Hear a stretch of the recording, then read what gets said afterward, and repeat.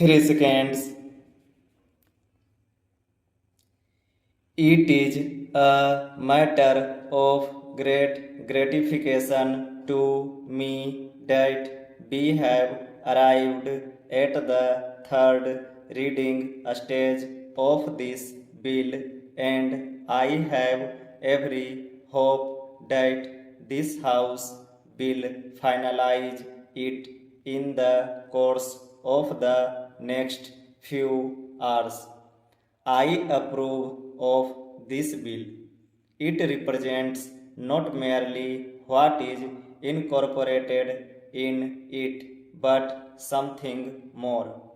I think it is highly important in the context of our national development. We talk about our 5-year plans, about economic progress, industrialization, political freedom, and all that.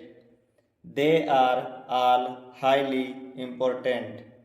But I have no doubt in my mind that the real progress of the country means progress not only on the political plan, not only on the economic plane, but also on the social plane. They have to be integrated, all these, when a great nation goes forward.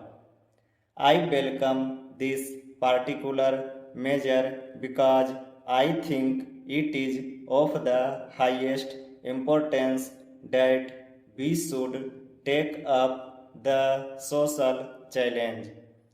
On a previous occasion, speaking, I think not on this bill but on a similar measure, the special marriage bill, I venture to say something about my reading.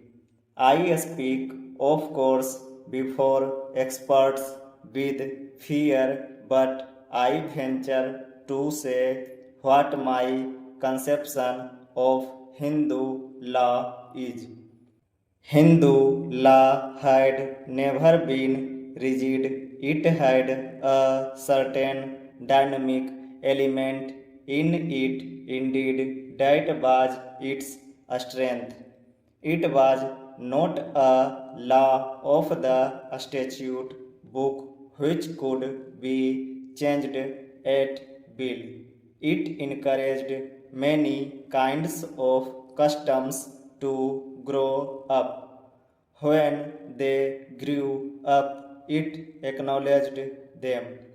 In fact, even today in India, there are so many varieties of Hindu law in the south, in the north, in the east, that it is very difficult to say that this is the one and the only Hindu law.